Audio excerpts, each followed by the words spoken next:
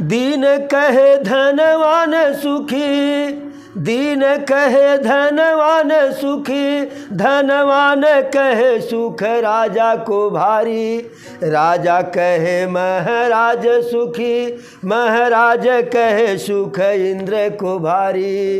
दीन कहे धनवान सुखी, धनवान कहे सुख राजा को भारी। राजा कहे महाराज सुखी, महाराज कहे सुख इंद्र को भारी।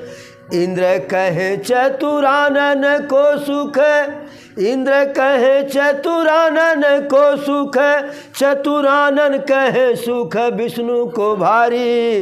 विष्णु कहे हरि भक्त को सुख बिन, हरि भक्त ये सारी ये दुनिया दुखारी। कोई तन दुखी तो कोई मन दुखी, कोई तन दुखी तो कोई मन दुखी।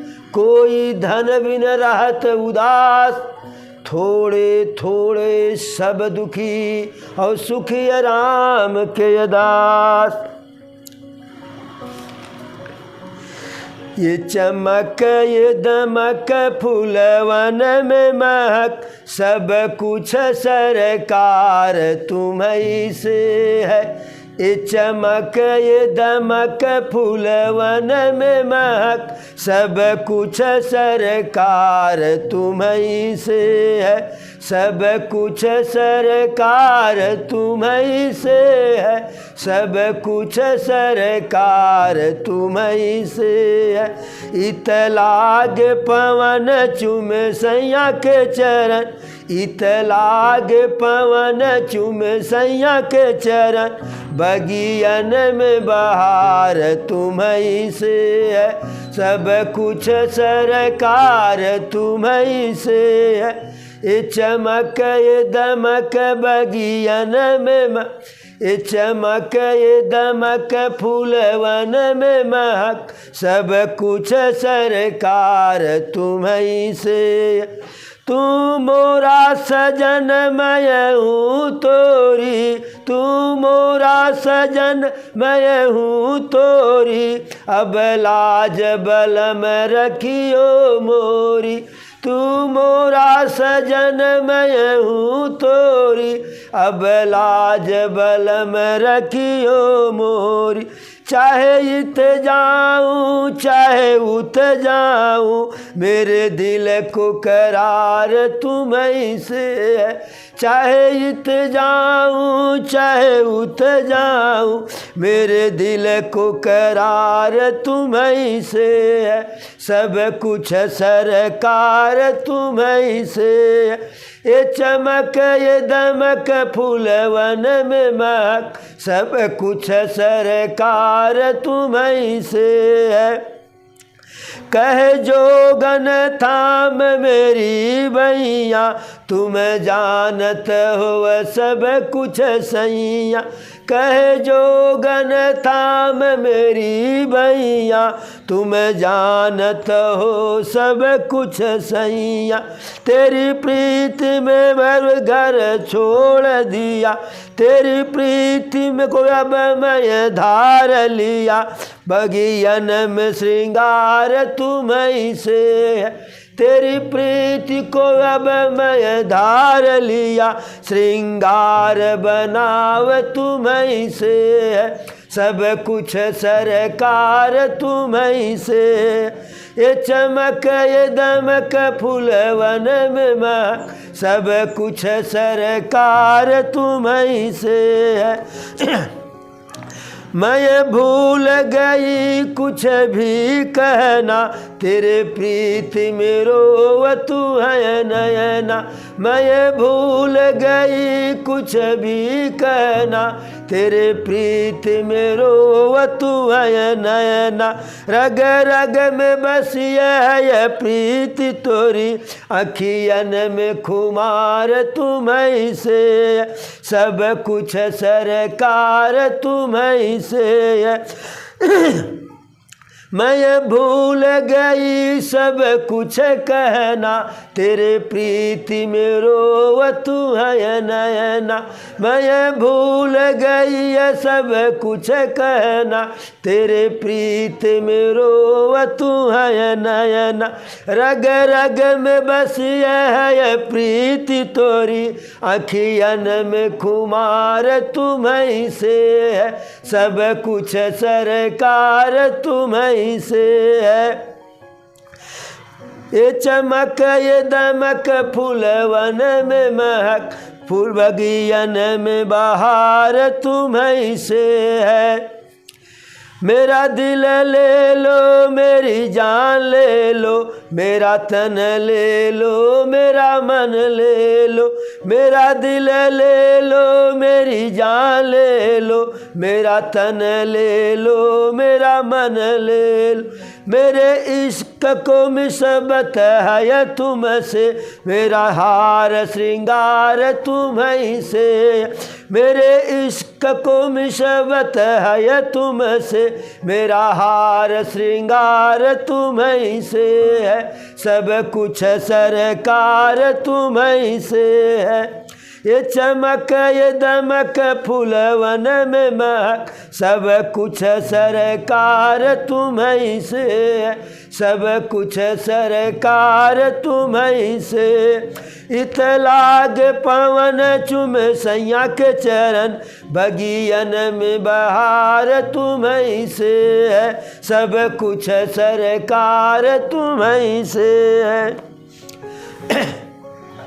एक बार बोलो वृंदावन बिहारी लाल की। प्रभु जब माता यशोदा के द्वारा जब प्रभु को ओखल में बांध दिया गया,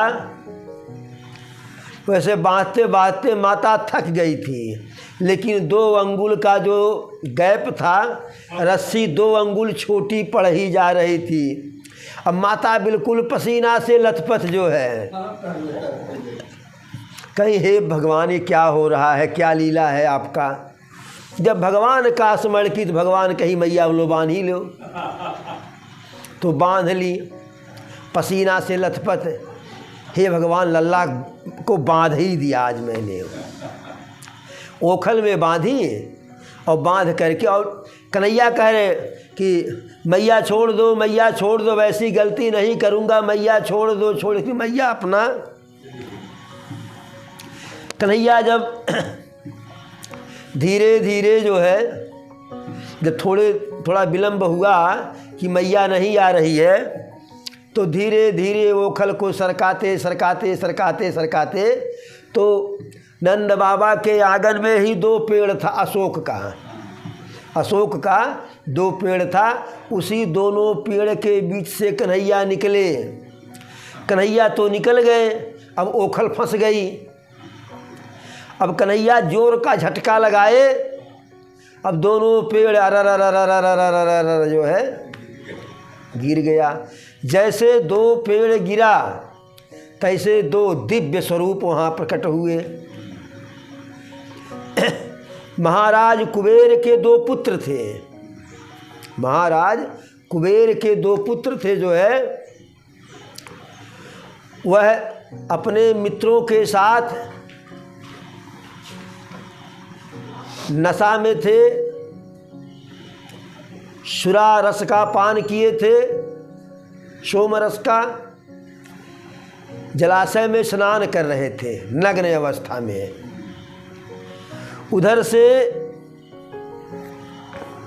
नारद जी जा रहे थे तो और सब तो जो थे वह नारद जी को देख करके झट से जो है गए, अपना कपड़ा वपड़ा बदले जो है। लेकिन यह दोनों, एक तो नशा का मद और दूसरे कुबेर के पुत्र हैं उसका मद, डबल मद। वैसे नग्न अवस्था में आकर के देवर्षि प्रणाम। नारद जी कहें इतने बड़े बेवकूफ, इतना महामूर्ख। नारद जी श्राप दे दिए कि जो व्यवहार कर रहे हो जो लक्षण तुम्हारे में प्रकट हो रहा है यह लक्षण सचेतन का नहीं अचेतन का है, जीव का नहीं जड़ का है, जंतु का नहीं वनस्पति का है लक्षण है। और जाओ तुम दोनों पेड़ हो जाओ, वृक्ष बन जाओ, और वृक्ष बन जाओ तो वैसे वहाँ जो है वृक्ष बन करके नंगा ही रहो। अब जैसे नारद जी श्राप दिए तैसे जो है दोनों पैर पकड़ लिए। प्रभु गलती हो गई, प्रभु गलती हो गई। से कोई शराबी हो, शराब पी करके बड़बड़ बड़बड़ कर रहा हो और कोई 4 लाठी धोए धोए मारे तो सारा नशा छू मंतर है, सारा नशा छू मंतर है। भाई लोग कहते कि मार के आगे भूत भागा। तो जैसे नारद जी श्राप दिए तो सारा नशा छू मंतर हो गया। नारद जी के पैरों को पकड़ लिए, देवर्ष क्षमा कर दीजिए, देवर्ष गलती हो गई, यही हुई यही हुई, हम बालक हैं, आप ऋषि हैं, महान हैं। नारद कहे भाई श्राप तो दे दिया, श्राप तो जो है नष्ट नहीं होगा। लेकिन नारद जी बड़े दयालु थे। अरे नारद देखिए विकल जयंता, और दया लागी कोमल चित संता। संत है नारद जी, और संत का हृदय जो है संत हृदय नवनीत समाना, और कहीं कभी पर कहीं न जाना। नारद जी संत हैं तो संत का हृदय नवनीत के समान होता है, मक्खन के समान। फिर हमारे परम पूज्य पाद गोस्वामी तुलसीदास जी कहते हैं कहीं कभी पर कहीं न जाना। कवियों ने कह तो दिया कि संत का हृदय मक्खन के जैसा मुलायम होता है, कोमल होता है, लेकिन कभी कह नहीं पाए। क्यों? क्योंकि मक्खन तो तब पिघलता है जब उस पर ताप पड़ता है, आँच पड़ती है। और संत अपने ऊपर अपने कष्ट से नहीं पिघलता है, दूसरे के कष्ट को देख करके पिघल जाता है। तो संत का हृदय उससे भी अधिक कोमल होता है। तो नारद जी भी संत थे, बड़े दयालु थे। जिसे किसी से सहारा न मिला हो उसे नारद जी सहारा दिए हैं।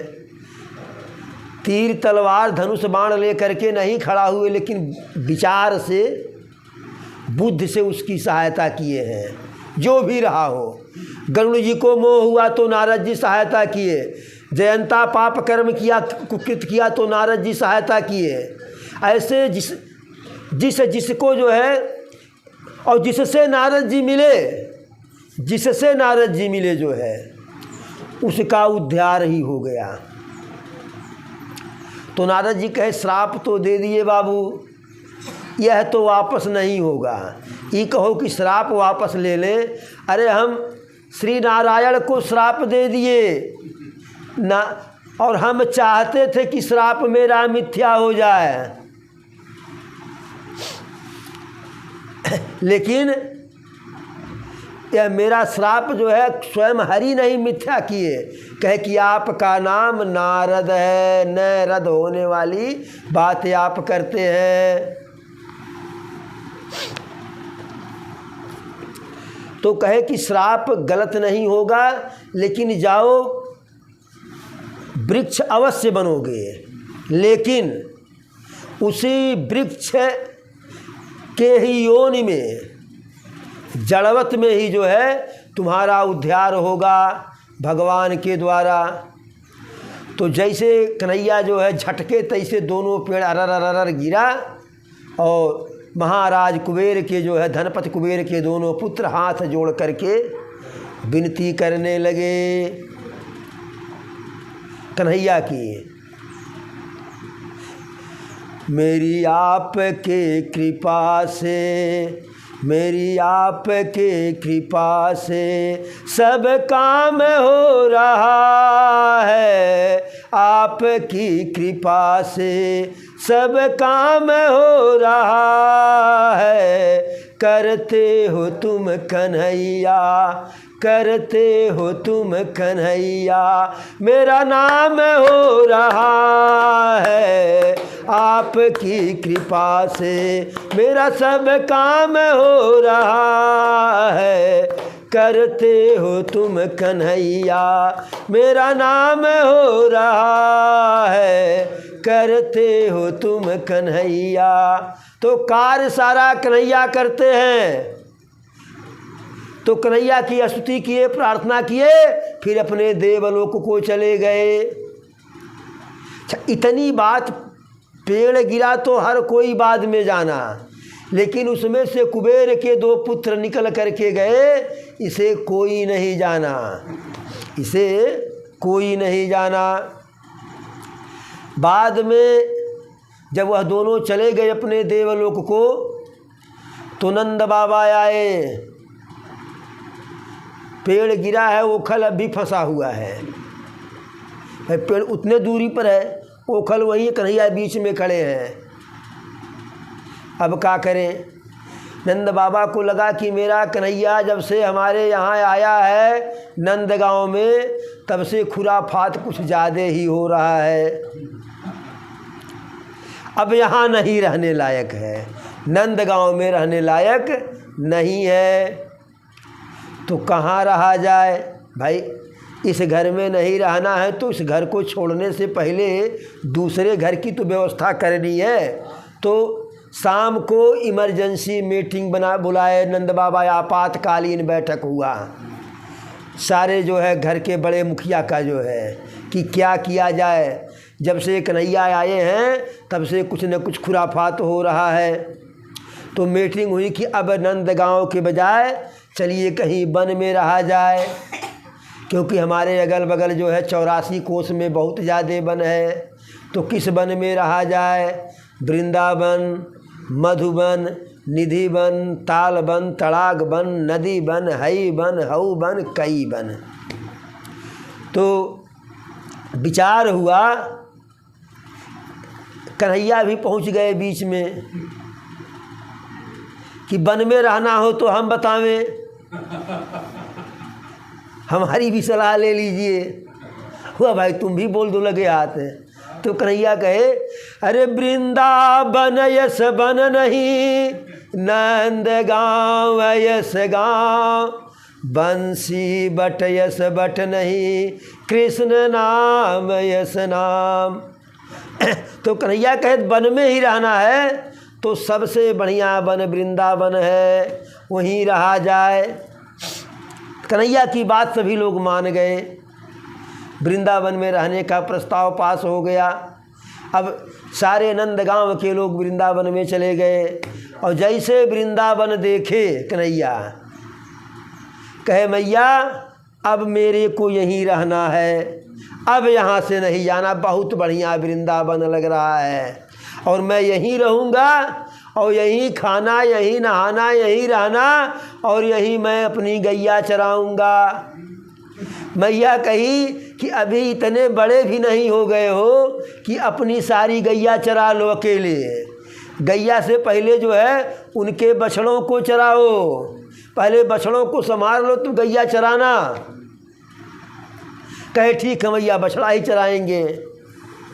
अब बछड़ा चराने के बहाने जो है प्रभु को बत्त्रासुर का जो है संहार करना था, बत्त्रासुर का उद्धार करना था। कन्हैया अपने बाल सखा के साथ, ग्वाल बालों के साथ जो है, जो बड़े बड़े लोग हैं गाय चरा रहे हैं और कन्हैया बछड़े को चरा रहे हैं सबके साथ। सारी गायों के जितने बछड़े थे चरा रहे हैं, क्योंकि बछड़ा कहीं जाएगा नहीं। गाय अगर वो लोग संभाले हैं तो बछड़ा अपने आप संभले हैं, माँ को छोड़ के कहाँ जाएंगे बछड़े।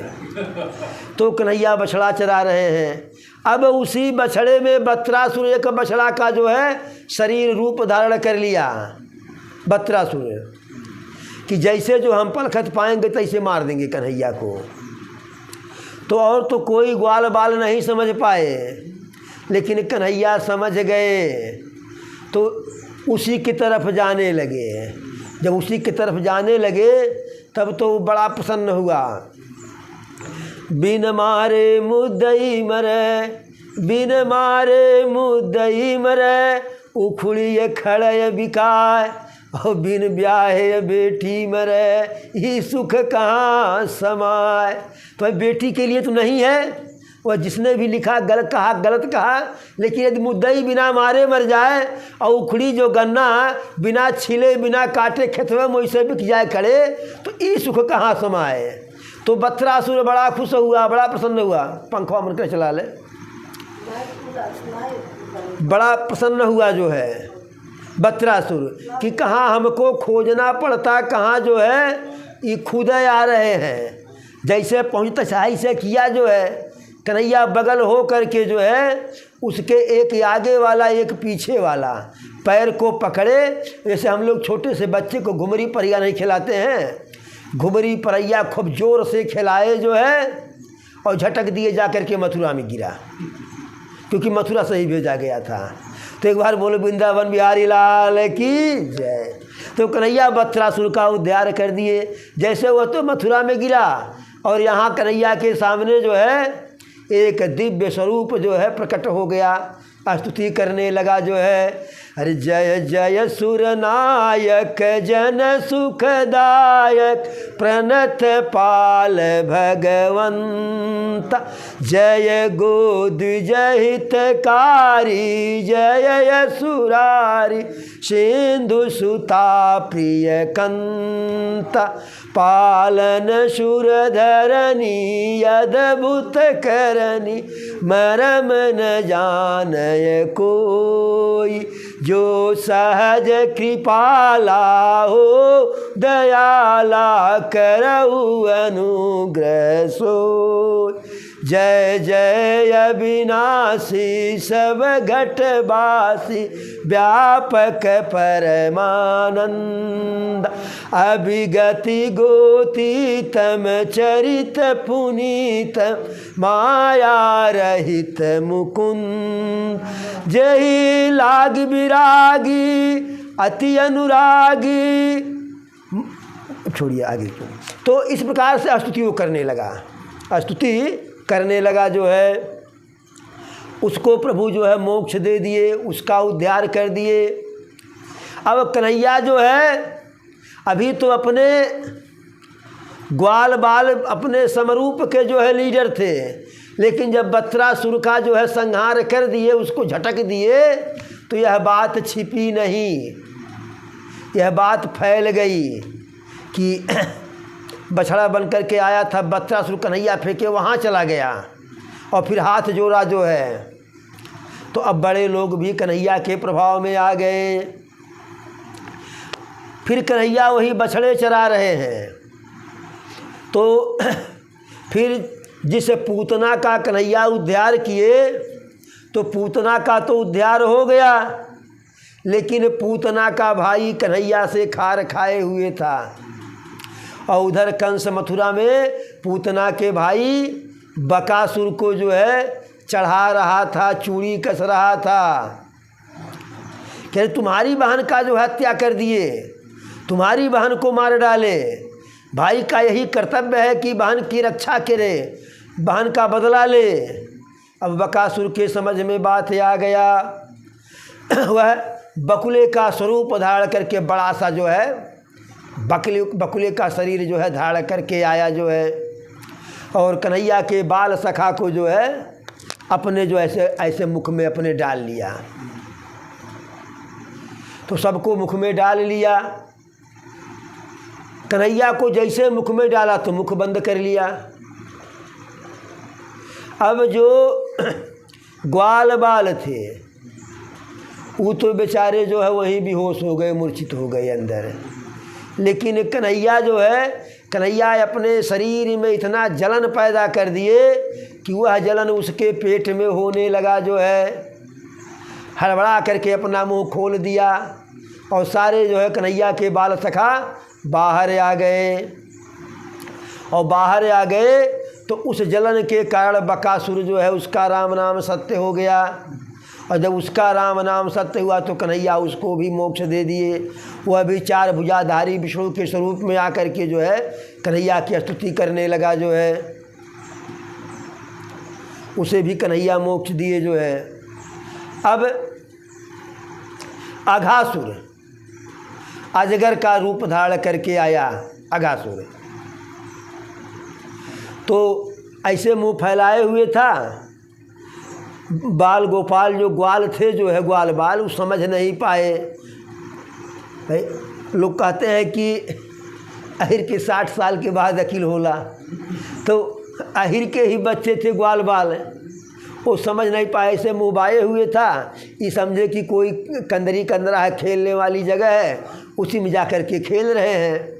कन्हैया सबको बचाने के लिए गए, कह रहे भाग आओ भाग आओ। जैसे कन्हैया गए, उसके मुख में मुख बंद कर लिया।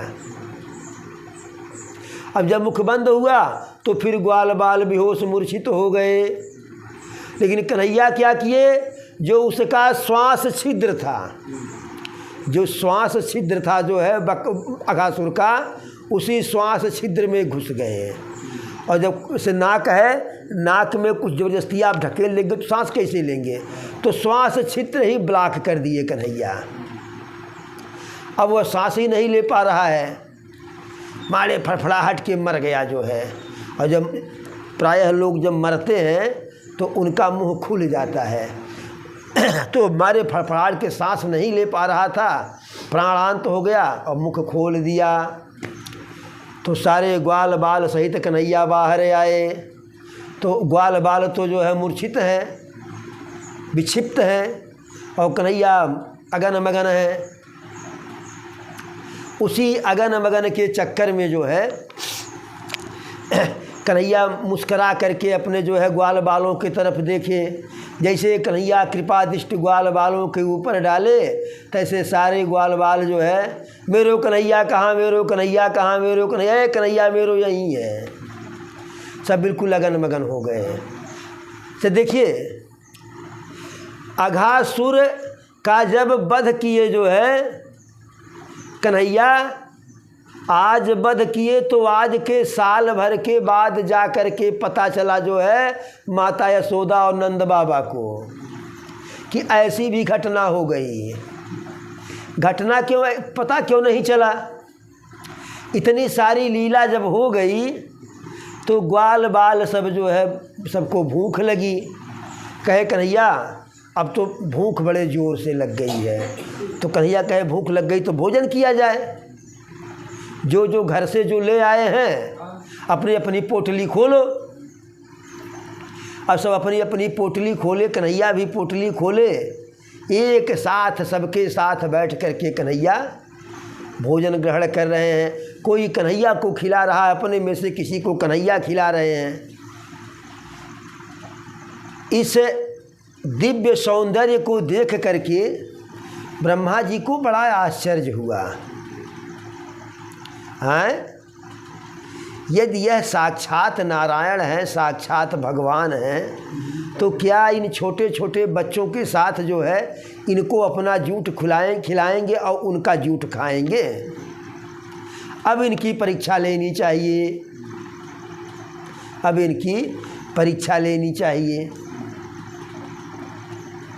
तो परीक्षा लेने के लिए क्या किए ब्रह्मा जी? किए क्या जो है, इधर ये सब भोजन कर रहे हैं और उधर जितने बछड़े थे सारे बछड़ों को ब्रह्मा जी अपने तप बल से उठा ले गए ब्रह्मलोक। अब जब सब भोजन कर चुके जो है, तो कि बछड़े कहाँ हैं, बछड़े कहाँ हैं, लरुआ कहाँ है? छोटे छोटे गैया, छोटे छोटे ग्वाल, माखन खाएं मदन गोपाल।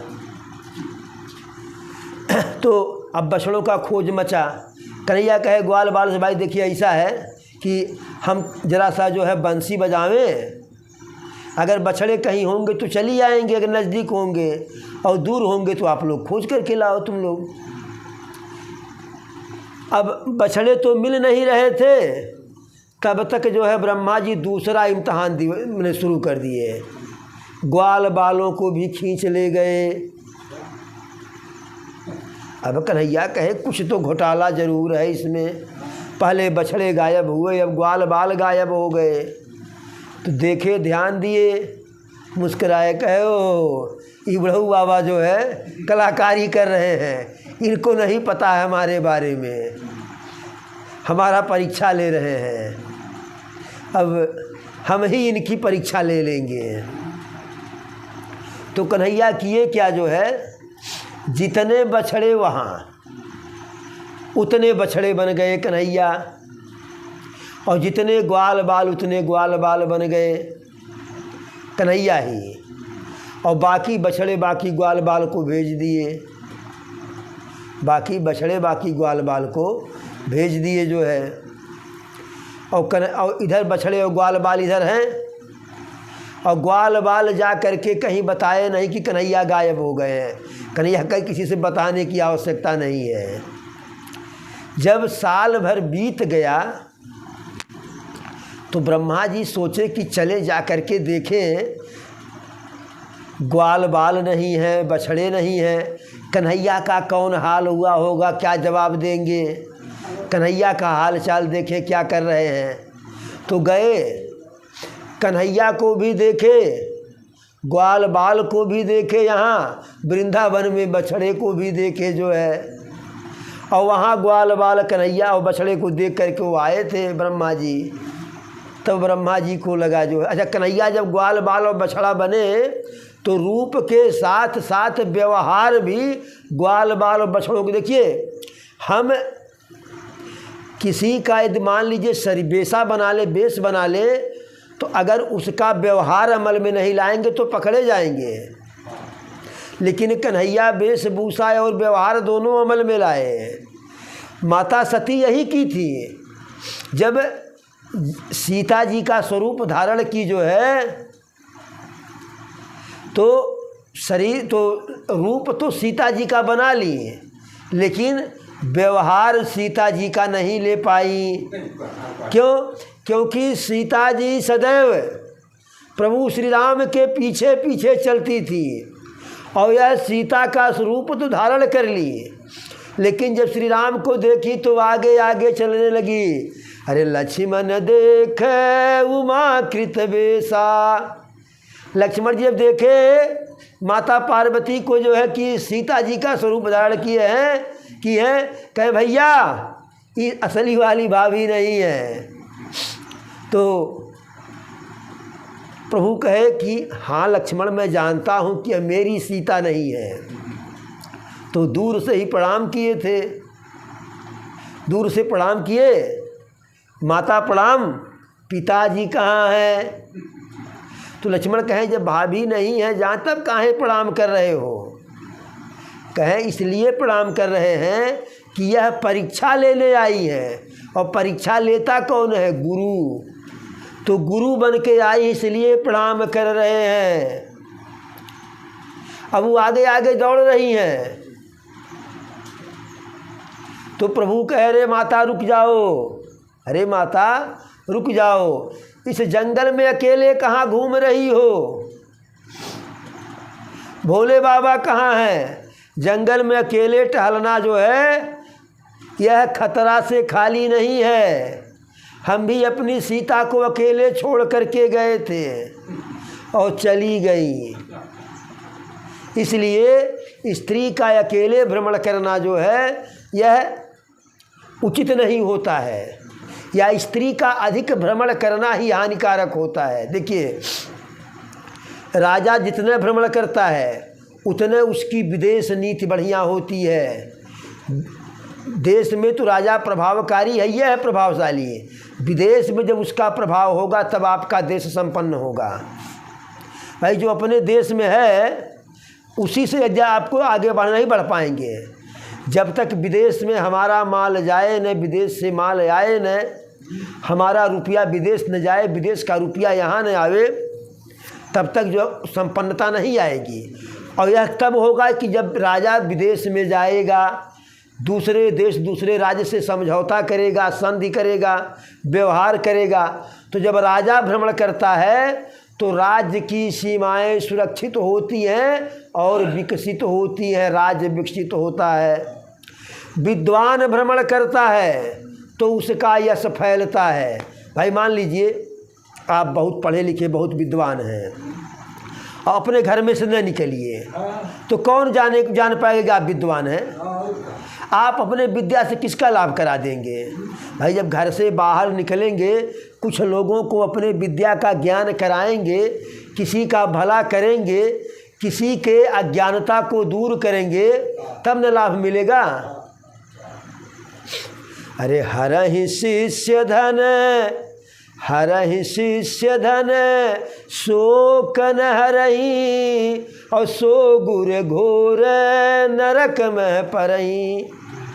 जो गुरु शिष्य के धन का हरण करता था, अर्थात शिक्षा देने के बदले में शिष्य से मोटी रकम लेता है, लेकिन शोक न हरहि, उसके अज्ञानता रूपी शोक का निवारण नहीं करता है। सो गुरु घोर नरक में परहि, तो वह गुरु घोर नरक में पड़ता है, रौ नरक में पड़ता है कई 100 वर्ष के लिए। तो उसी प्रकार से ज्ञान है, तो उस ज्ञान से दूसरे में प्रकाश लाइए, लेकिन वह तभी होगा जब आप निकलेंगे, टहलेंगे। एक बार एक ही गांव में 2 पुरवा था। एक पुरवा पर विद्वान लोग रहते थे और दूसरे पुरवा पर बुद्धिमान जो है मूर्ख लोग रहते थे, महामूर्ख। तो एक बहुत पहुँचे हुए संत गए जो है, तो जिस पुरवा पर विद्वान रहते थे पहले उस पुरवा पर गए। लोगों ने बड़ा जो है सेवा खातिरदारी किया संत के नाम पर, संत के नाम पर, क्योंकि संत की महिमा बड़ी अपरंपार है। 60 सुधर ही सतसंगत पाई, बिन सतसंग विवेक न होई। और यदि संत का संग हो जा रहा है तो समझिए कि हमारा कुछ भला होने वाला है। यदि संत का संगत हो जा रहा है तो समझिए कि जो है सत्संग मिल गया तो कुछ अच्छा होने वाला है। जब कुछ अच्छा नहीं होने वाला रहेगा तो संत का संगत मिलेगा ही नहीं। तो उस पूर्वे पर जब जिधर जो है पढ़े लिखे विद्वान लोग रहते थे, ज्ञानी, उधर गए, बड़ा सेवा खातिरदारी किए। जब वहाँ से संत जी चलने लगे तो लोगों ने कहा, संत जी जा रहे हैं, कुछ तो दीक्षा दे दीजिए, कुछ बता दीजिए जिससे हमारे जीवन में काम आए। तो कहे ऐसा है कि आप लोग जो है अलग अलग रहिए, फैल के रहिए, छिटक के रहिए। लोगों ने कहा कि संत जी की यही इच्छा, तो ऐसे किया जाएगा। उसके बाद संत जी चले गए दूसरे पुरवा पे, दूसरे टोला में, जहाँ महामूर्ख जो है, मूर्ख हृदय न चेत, फूल ही फरहि न बेत, जो गुरु मिलहि बिरंच समय। फूल ही फरहि न बेत, यद्यपि सुधा बरसहि जल दे। मूर्ख हृदय न चेत, जो गुरु मिलहि बिरंच समय। यदि ब्रह्मा के समान भी गुरु मिल जाए, लेकिन जो महामूर्ख है वह चेत नहीं सकता है, उसमें विवेक और ज्ञान नहीं आ सकता है। कैसे? फूल ही फरहि न बेत, यद्यपि सुधा बरसहि जल दे। बेत में न फूल लगेगा न फल लगेगा, चाहे बादल अमृत की वर्षा कर दे, वैसे ही जो है मूर्ख व्यक्ति के हृदय में चेतना नहीं आ सकती है। तो उस टोला में चले गए संत जी। तो इसके पहले विद्वान वाले टोला में उनका जो है खातिरदारी हुई, तो मूर्खों ने सोचा कि हम भी खातिरदारी करें, किए, जो कर पाए वह किए। जाने लगे तो कहे कि गुरुजी कुछ बता दीजिए। तो संत जी कहे ऐसा है कि मिल कर के रहो, एक साथ रहो, इकट्ठा रहो, जो है यहाँ से कहीं और मत जाओ। वहाँ से गुरुजी चल दिए। अब एक विद्वान टोला वाला, ज्ञानी टोला वाला किसी कार्य से वहाँ गया था। अब संत जी का यह उपदेश कि एक साथ रहो, मिल करके रहो, हाथ जोड़ करके रहो, यहाँ से कहीं मत जाओ, एक रहो। अब वह बात देखा, कहा हम लोगों को कहे कि बट करके रहो, छिटक करके रहो, अलग अलग रहो, और इनको कह रहे हैं एक साथ रहो। उससे रहा नहीं गया, दौड़ के अपने जो है टोला गया अपने मोहल्ले में, और लोगों से कहा देखिए खातिरदारी हम लोग बढ़िया किए, लेकिन गुरुदेव हम लोगों को गलत जो है शिक्षा दे दिए, दीक्षा दे दिए। पूछे तो बताया कि ऐसे ऐसे बात है। अब सब गुरु जी को घेर लिए रास्ते में, गुरु जी ऐसा कहें, कहें भाई हम जो कहे हैं सही कहे हैं। तो लोगों ने कहा ये कैसे सही जो है, हम लोगों को बांट रहे हैं, छिटका रहे हैं, भेद पैदा कर रहे हैं और उनको जो है एकत्रित कर रहे हैं। तो कहें आप लोगों को इसलिए हम बांट रहे हैं कि आप लोग विद्वान हो, जहाँ जहाँ जाओगे तहाँ विद्या का अलख जगाओगे, और यहीं रह जाओगे तो आपके विद्या आपके ज्ञान का लाभ समाज को नहीं मिल पाएगा। और उन महामूर्खों को इसलिए कहे कि एक साथ रहो, यहीं रहो, कि जिससे उनकी मूर्खता का प्रभाव और समाज पर न पड़े जो है। तो इस प्रकार से कहे कि गुरु जो बनता है तो श्रेष्ठ होता है, इसलिए उसको प्रणाम करना चाहिए। इसलिए हम माता को प्रणाम किए, और सब सारी कथा जो है मैंने वो आगे आगे चलने लगी जो है, तो रामायण की कथा छोड़ी वहीं जो है।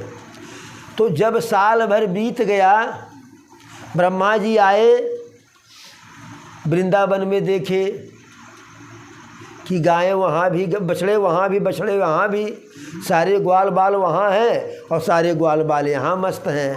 हो हमसे गलती हो गई, मिस्टेक हो गया। यही जो कन्हैया है, यही जो है भगवान है। तो कन्हैया की स्तुति करने लगे ब्रह्मा जी जो है। श्रीमद् भागवत में 40 श्लोक में स्तुति किए हैं कन्हैया का ब्रह्मा जी, 40 श्लोक में। और कन्हैया से जो है कहे कि प्रभु गलती हो गई जो है। तो कहे बाबा कोई बात नहीं, बुढ़ापे में जो है अकल सठिया ही जाती है, कोई बात नहीं, गलती हो गई।